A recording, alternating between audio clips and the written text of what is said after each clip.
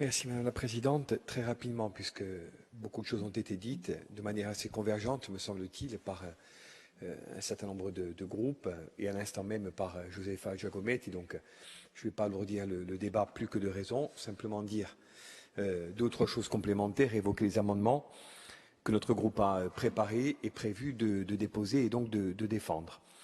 Premièrement, ce débat, il est, ça a été dit, un débat ancien, et en même temps, ça a été dit également, d'une brûlante et douloureuse actualité. Ancien parce qu'il est question, notamment depuis la dérégulation, de ce sujet du coût des carburants dans des écosystèmes et des microsociétés contraints comme peuvent l'être la Corse, et d'une brûlante et douloureuse actualité parce qu'on voit aujourd'hui, sur fond de hausse mondiale du prix des énergies, à quel point ces questions, au sens, ça a été dit par Paul Fay notamment, et financier sur une échelle globalisée et géopolitique ou géostratégique en termes de grands enjeux, on voit donc à quel point ces débats-là, ils correspondent à une actualité qui est une actualité complexe et qu'on ne peut pas commenter ou résoudre à coup de slogans ou d'anathèmes. Ça, c'est le cadre général, ancien et en même temps profondément actuel et ancré dans les difficultés du moment.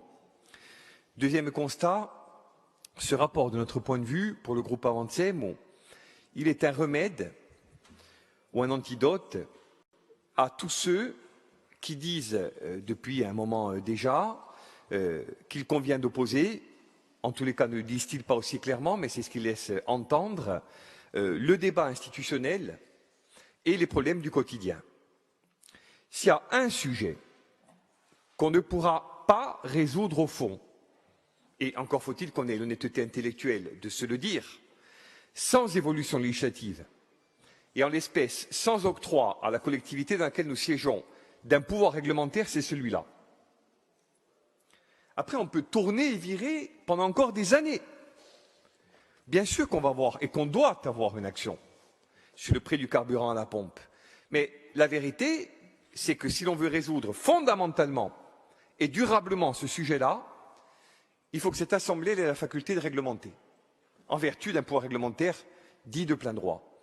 Sinon, bien sûr qu'on pourra agir, et encore une fois, c'est un devoir et un impératif, à la fois politique et moral, mais on ne sera pas en capacité de le faire suffisamment. Donc, à ceux qui disent occupons-nous des problèmes du quotidien, je dis oui, mais en limitant aussi les responsabilités qui sont les nôtres et en évoquant les sujets qui appellent, et Dieu sait que celui-là en fait partie, une évolution institutionnelle de l'ordre, en l'occurrence, du réglementaire. C'est le deuxième point.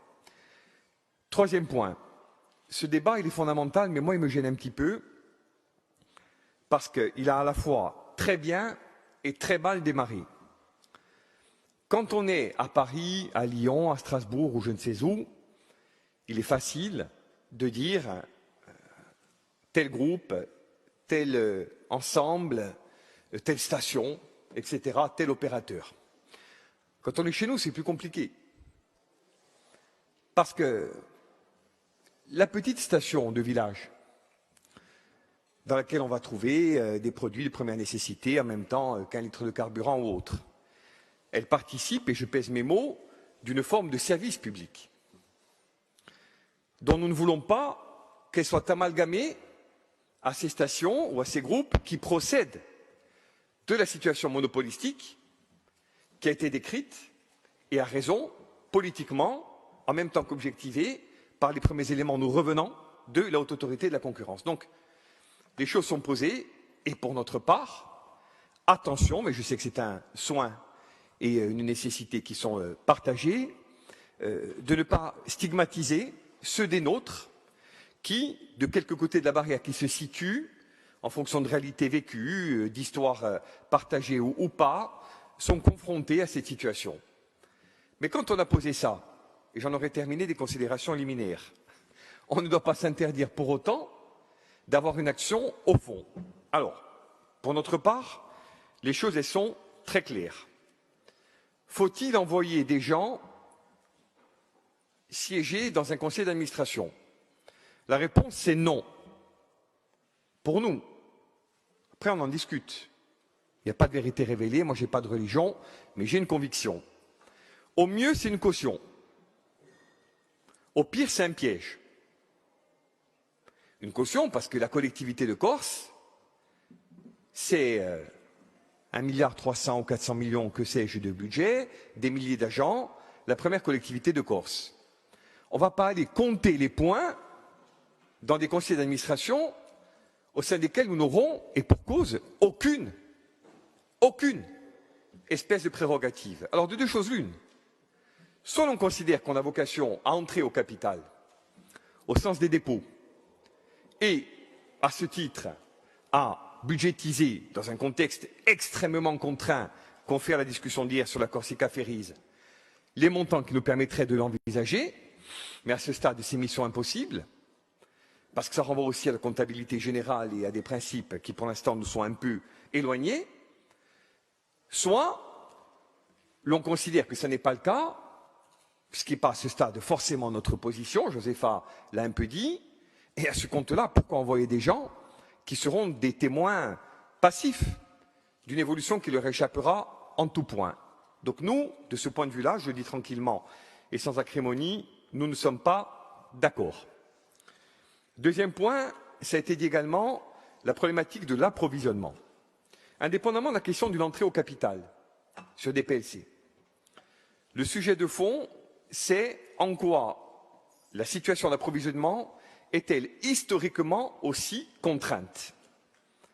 Il y a des sujets, on l'a vu, ils relèvent pour partie du politique, pour partie d'une évolution plus large, et ils nous renvoient à un dernier sujet, qui est celui de la fiscalité, laquelle fiscalité, on le sait également, ne peut d'un claquement de doigts être modifiée, quand bien même, comme Paul Félix l'a un peu évoqué, pourrions-nous bénéficier, au titre de la taxe additionnelle, d'éléments d'ajustement, mais qui restent marginaux au regard du caractère historique et central du problème. Alors, la position de notre groupe, et j'en aurai quasiment terminé, elle est simple.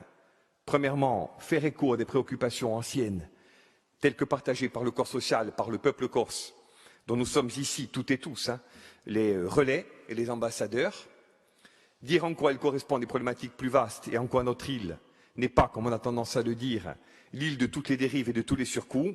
Le problème dont il est ici question, il est certes plus important parce que développé dans une économie déjà contrainte et victime de bien des turpitudes, mais il n'est pas propre qu'à notre île.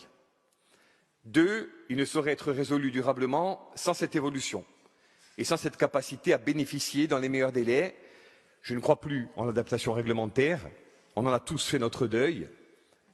Pour l'avoir expérimenté à près de 40 reprises et n'avoir bénéficié au mieux que de réponses négatives, au pire et plus souvent d'aucune réponse, il me paraît illusoire en l'espèce d'en demander une supplémentaire. Donc n'en parlons plus. En revanche, continuons de poser, dans le cas des commissions et des travaux ouverts, la question donc de ce pouvoir-là.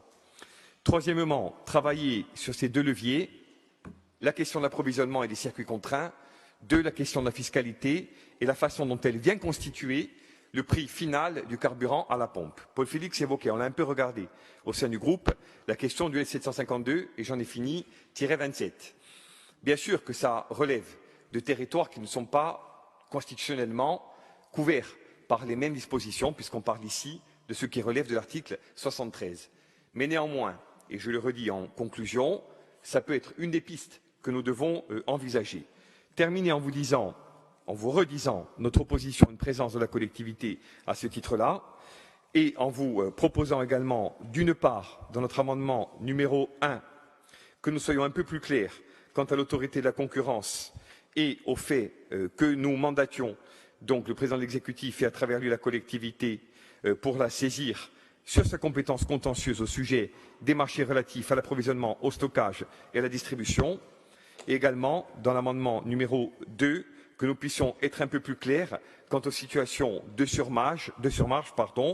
Il a été dit, et c'est vrai, qu'elles n'ont pas été caractérisées, objectivées, comme d'aucuns le disaient, en amont ou durant la crise, mais il n'en demeure pas moins vrai que nous devons nous dispenser de tout propos tendant à croire ou à laisser prospérer l'idée que les choses vont très bien et que nous n'avons vocation à agir qu'à la marge. Voilà pour les amendements que nous défendrons le moment venu.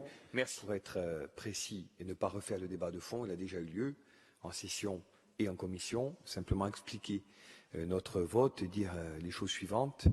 La première, c'est que nous avions prévu originellement de voter contre, en toute franchise, en toute transparence, notamment parce que nous considérions que ce rapport, pour intéressant qu'il pouvait être, n'allait pas assez loin dans le traitement, au fond, de la problématique. Les travaux, ça a été dit, et je rejoins l'analyse, ont permis d'aller beaucoup plus loin dans le diagnostic et surtout dans les réponses à apporter. Néanmoins, 2 ou 3 sujets subsistent. Le premier, qui a donné lieu à une abstention de notre part sur le dernier amendement proposé. J'ai été de ceux parmi les premiers, je crois, qui ont proposé donc une adaptation législative et réglementaire, ou plutôt une prise en compte, dans le cas d'un pouvoir réglementaire plus particulièrement à venir, de cette problématique. Néanmoins, on ne peut pas, de notre point de vue, demander à une commission dédiée, animée par des spécialistes et des juristes, de travailler sur le sujet et en même temps solliciter l'avis de l'autorité de la concurrence dans sa compétence contentieuse et, au seuil de cette démarche, préjuger de tout ceci et périmétrer de manière trop précise l'étendue de l'adaptation à venir. Donc c'est pour nous une question de méthode, plus que de fond, et ça ne remet pas en cause notre analyse globale sur l'élan qui est aujourd'hui donné et que nous ne souhaitons ni altérer ni briser. Ceci étant posé, nous aurions préféré, et de loin, que l'on vote par article, même si le rapport a une cohérence globale, dont j'ai un peu parlé. Dès l'instant que ces quelques imperfections subsistent, même si le rapport, je le redis, est beaucoup plus intéressant, nous ne voterons pas contre, mais nous choisissons politiquement de ne pas participer à ce stade en laissant une position ouverte quant à la restitution de l'avis de l'autorité de la concurrence, quant au déroulé de la compétence contentieuse que nous attendons, quant enfin aux travaux qui nous restent à conclure, notamment dans le cadre du pouvoir réglementaire et de l'adaptation de fond que nous continuons d'appeler de nos vœux. Je vous remercie.